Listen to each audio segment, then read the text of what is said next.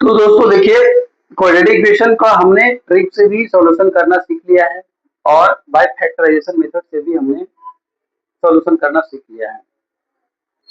तो जैसा कि हम बता रहे थे आपको कि देखिए ax² plus bx plus c के फॉर्म में जब इक्वेशन रहता है तो उसको हम लोग क्वाड्रेटिक इक्वेशन बोलते हैं दोस्तों।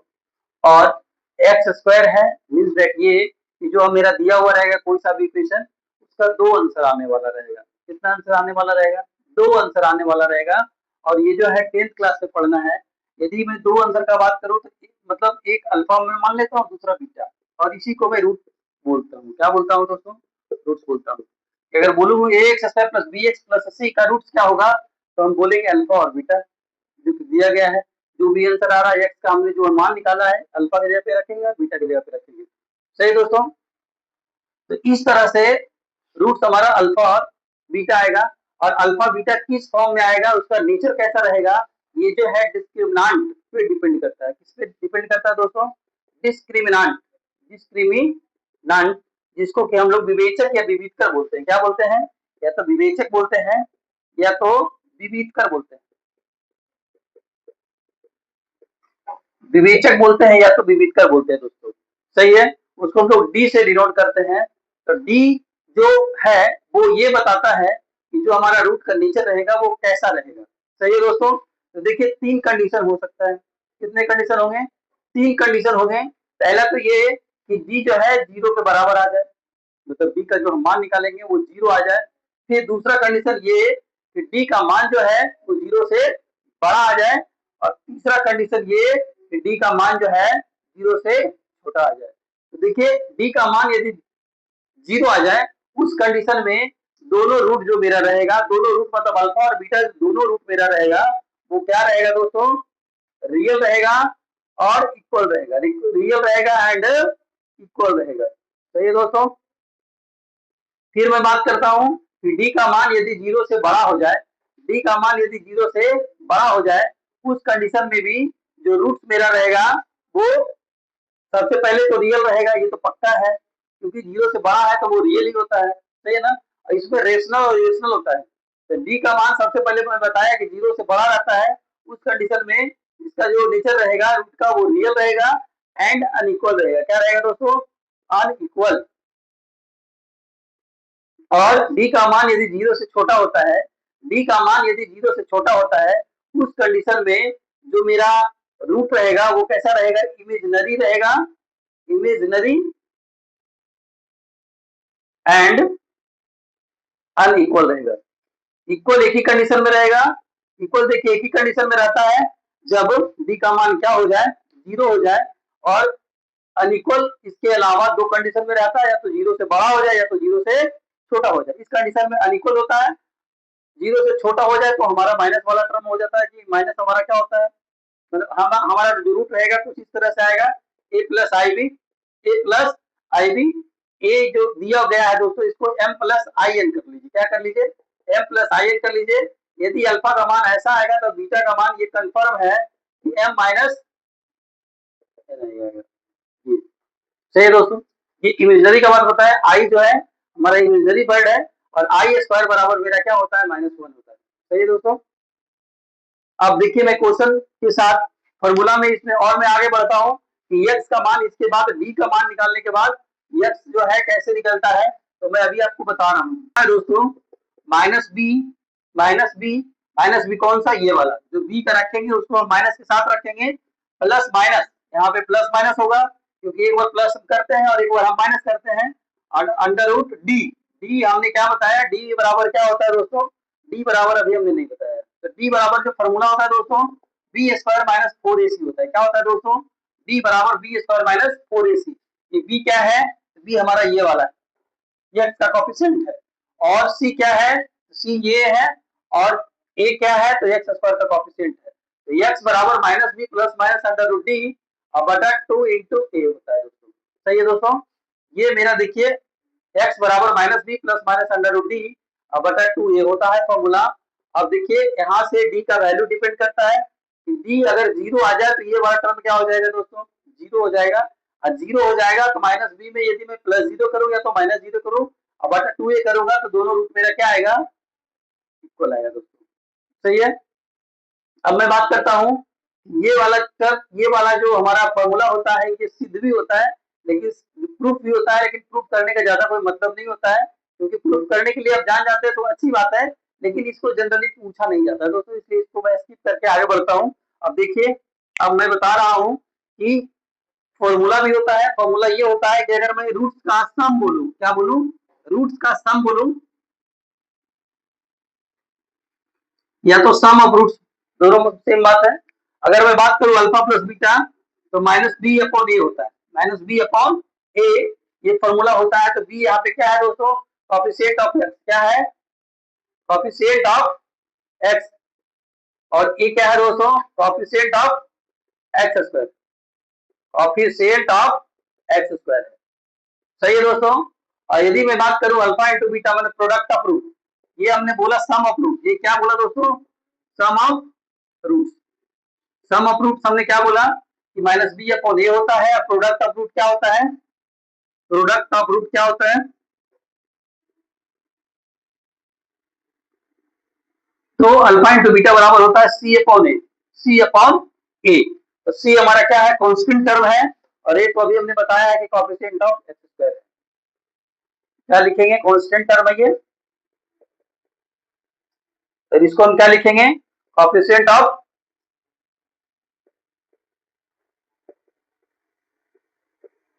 देखिए दोस्तों ये मेरा फॉर्मूला यहाँ पे यूज होता है। एक फॉर्मूला और भी है जिसको मैं बोलता हूँ, यदि अल्फा और बीटा दे रखा है, मतलब रूट्स का मान दे रखा है, उस कंडीशन में हमारा जो इक्वेशन बनेगा वो कैसा बनेगा, तो उसके लिए फॉर्मूला होता है, अल्फा बीटा दिया हुआ है, उस कंडीशन में जो हमारा इक्वेशन बनेगा वो कैसा बनेगा, तो वो बनता है a x square minus alpha plus beta into x plus alpha into beta बराबर 0।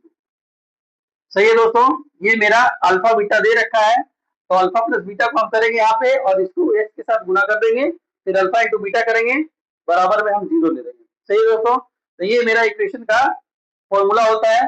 सम ऑफ रूट्स हुआ, प्रोडक्ट ऑफ रूट्स हुआ, एक्स का मान देखिए यहाँ से मैं निकाल के दिखाया आपको। यदि देखिए एक क्वेश्चन और भी, एक क्वेश्चन मैं लेता हूँ, और फैक्टराइजेशन मेथड से, ट्रिकी मेथड से, और इस मेथड से मैं बना के देखता हूं कि तीनों में आंसर क्या डिफरेंट आ रहा है या सेम आ रहा है। सेम आएगा, डिफरेंट नहीं आएगा दोस्तों। सही है दोस्तों, हम एक क्वेश्चन लिए हैं जो कि यहाँ पे लिखा हुआ है। सही है, और इसको हम सॉल्यूशन करके देखते हैं तीनों नियम से। सबसे पहला मैं बात करूं कि फैक्टराइजेशन मेथड है, तो हमने बोला कि -1 और 3 को मल्टीपल करेंगे दोस्तों, कितना आ जाएगा, -3। -3 को कुछ इस तरह से सोचना है कि -2x आ जाए यहाँ पे, देखिए 3 और 2। सही है, सॉरी 3 और 2 कहाँ से, 3 और 1, 3 और 1, -3 और +1, देखिए 3 और 1 रखेंगे, सही है ना, -3 और 1 रखेंगे तो -2 यहाँ पे दिख जाएगा हमको, एक्स स्क्वायर एक्स एक्स। सही दोस्तों, तो बस इसको रिप्लेस कर देना है ये वाले टर्म से, 3x square -3x plus x minus 1 बराबर क्या आ गया, 0। सही दोस्तों, 3 3 दोनों में मिल रहा है, 3x मिल रहा है, यहाँ पे x बचेगा, -1 बचेगा, +1 ले लेंगे कॉमन, x -1 बचेगा। देखिए जैसा कि हम बताए थे कि ये दोनों अगर मिल रहा है तो हम सही डायरेक्शन में जा रहे हैं, तो x -1 को हम क्या ले लिए, कॉमन ले लिए। x -1 के यदि हम कॉमन लिए हैं, उस कंडीशन में मेरे पास यहाँ पे क्या बच जाता है, 3 बच जाता है, और यहाँ पे +1 बच जाता है दोस्तों। देखिए सही है, अब x -1 बराबर में 0 करता हूँ, x बराबर मेरा कितना निकलेगा, x -1 बराबर 0 बटा 3x + 1, x -1 बराबर 0 हो जाएगा, x बराबर क्या निकलेगा दोस्तों, 1 आ जाएगा। फिर मैं बात करता हूँ इसका, 3x + 1 करूँ तो ये हो जाएगा 0 बटा x -1, 0 बटा समथिंग बराबर 0, 3x + 1 बराबर क्या हो जाएगा दोस्तों, 0, 3x बराबर -1, और x बराबर मेरा क्या आएगा, -1 बटा 3। जैसा कि हम बताए, देखिए ये बन जाएगा। अब मैं आगे बात करता हूँ ट्रिक वाला मेथड से, ट्रिक वाला भी सेम जैसा ही है। देखिए हम क्या करेंगे, प्रोडक्ट करेंगे तो -3 आना चाहिए, क्या आना चाहिए, जैसा कि अभी निकाल के देख भी लिए, -2 और 1 आएगा, -2 और क्या आएगा, 1 आएगा, क्योंकि ये दोनों -3 और 1 आएगा, -3 और 1 आएगा। अब देखिए ये हमारा, अगर इसको हम सम करेंगे तो -2 बचेगा। अब देखिए, अब मैं बात कर रहा हूँ, सिंपल सा साइन को क्या कर देना है, सिंपल सा साइन को चेंज कर देना है, मतलब x का वैल्यू जो निकलेगा, एक 3 निकलेगा और एक -1 निकलेगा। सही है दोस्तों, अब जो है मैं x स्क्वायर के कोएफिशिएंट से इसको क्या करता हूँ, भागा कर देता हूँ, चलिए अगर हमने किया तो क्या बच गया, देखिए ये दोनों कट गए तो 1 आ गया और ये मेरा -1/3 आया। अब चेक कीजिए कि देखिए ये वाला और ये वाला वैल्यू इसके बराबर आ गया। तो ये हम शॉर्ट मेथड से भी हमने इसको सोल्व कर लिया है। अब देखिए हम अभी डी का वैल्यू पढ़े थे, डी के वैल्यू के थ्रू हम एक्स का वैल्यू निकालते हैं कि क्या होता है।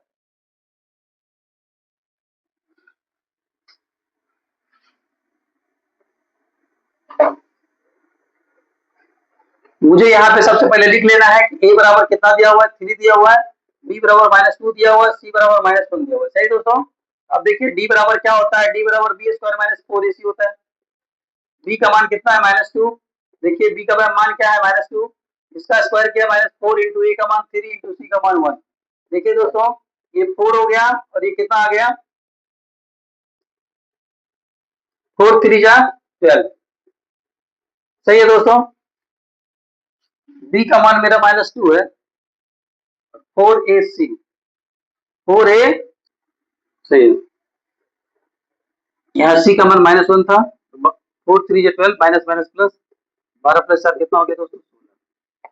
सही है दोस्तों। तो बी का मान हमने क्या निकाला, प्लस में 16। अब एक्स का मान हम बोलेंगे क्या होता है, -b plus minus under root d बटा 2a, जैसा कि हम बोले थे। अब देखिए दोस्तों -b माइनस यहाँ पे और फॉर्मूला वाला माइनस हमने लिखा और बी का मान भी मेरा ऑलरेडी माइनस में दिया हुआ है तो -2 plus minus under root d और डी का मान हम क्या निकाले हैं 16। देखिए डी का मान 16 और बटा 2 इंटू। सही दोस्तों। ए का मान कितना दिया हुआ है, 3 दिया हुआ है। Minus minus plus 2 plus minus देखिए 4, 16 का रूट क्या होता है 4 होता है, 3 2 जा 6। अब एक बार हम क्या करेंगे दोस्तों, 2 प्लस 4 बटा 6 और एक बार करेंगे 2 माइनस 4 बटा 6। तो देखिए यहाँ से क्या निकल गया 6 बटा 6, दूसरा निकल गया -2 बटा 6। ये दोनों खत्म हुआ 1 2 3 जा। देखिए अभी इसके पहले जो बना रहा था उसमें भी यही आंसर आ रहा था इस तरह से। और ये जो है धराचार्य रूल बोलते हैं इसको, ये जो फॉर्मूला लगाया है इस फॉर्मूले को हम लोग धराचार्य बोलते हैं। मतलब वो इसने ये वाला सॉल्यूशन को बनाने का मेथड दिया था। तो ये वाला नियम से आपको किसी तरह का कोई सा भी क्वेश्चन है कैसा भी आ जाए तो डेफिनेटली है कि इससे बन जाएगा दोस्तों। और उसमें फैक्टराइजेशन मेथड में भी दिक्कत हो सकती है और ट्रिकी मेथड में भी दिक्कत हो सकती है। अब ये होता है कि यदि सी का मान बहुत बड़ा सा रहे तो उस वाले क्वेश्चन को भी हम एक दिन देखेंगे कि किस तरह से करते हैं। तो इस तरह से दोस्तों जो भी है एक क्वेश्चन और मैं कर लेता हूँ, देखता हूँ कि डी का मान 0 यदि रहता है तो क्या दोनों रूट बराबर आता है, ये चीज मैं देखता हूँ। तो अभी मैं क्वेश्चन लेता हूँ दोस्तों। तो देखिए दोस्तों एक क्वेश्चन और हम आपके लिए लेके आए हैं और हम देखते हैं कि डी का वैल्यू कैसा आ रहा है, क्या आ रहा है, इक्वल आ रहा है, अनइक्वल आ रहा है, वो चीज देखते हैं। चलिए देखिए सबसे पहले यदि मैं बात करता हूँ कि ए बराबर कितना है दोस्तों 9 है, बी बराबर कितना है दोस्तों -48 है और सी बराबर कितना है दोस्तों 64 है। तो सबसे पहले डी निकालते हैं, डी क्या होता है। तो डी हम बोले कि डी बराबर क्या होता है दोस्तों, B square minus 4ac।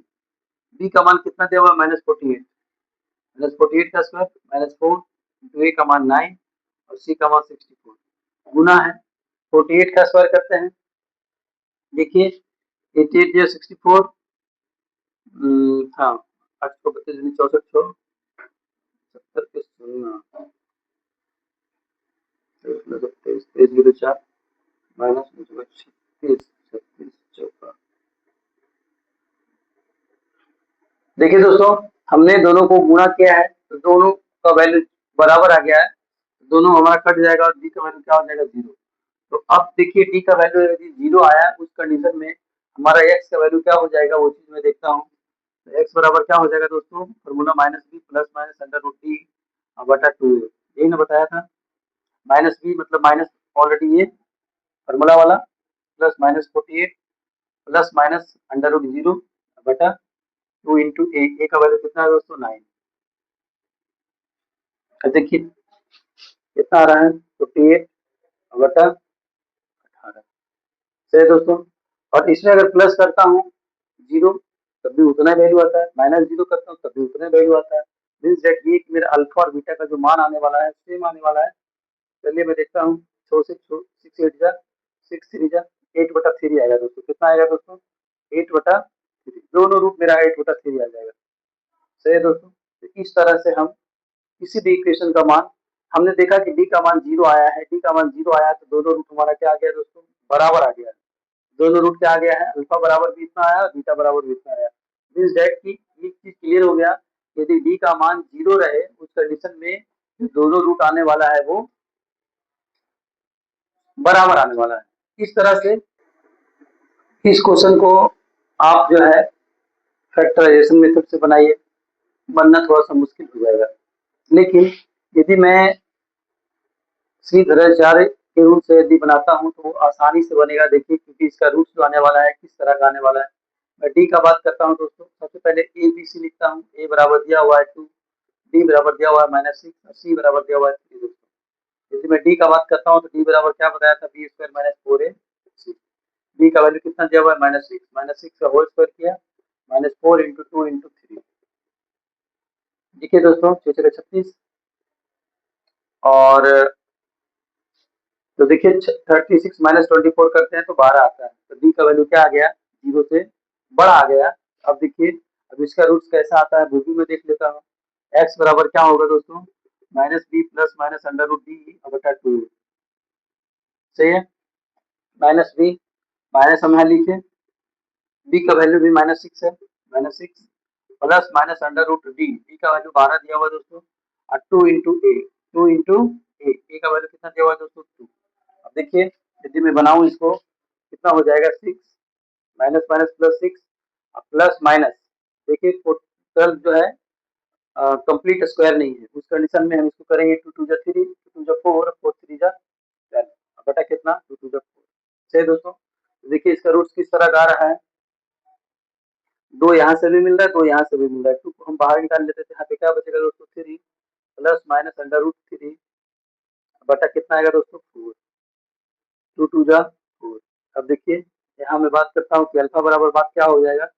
3 plus root 3 by 2 और दूसरा रूट जाएगा 3 माइनस रूट 3 बाई 2। देखिए अल्फा ये और बीटा ये, इस कंडीशन से हमने अल्फा और बीटा का मान निकाल लिया। देखिए प्राइम फैक्टराइजेशन से बनाएंगे तो इसको उसमें भी तकलीफ होगा, ट्रिक मेथड से बनाएंगे उसमें भी तकलीफ होगा। तो देखिए फाइनली हमारा ये वाला जो है, आप समझ लीजिए कि किसी तरह का क्वाड्रेटिक इक्वेशन रहेगा, इससे डेफिनेटली सॉल्व होना है।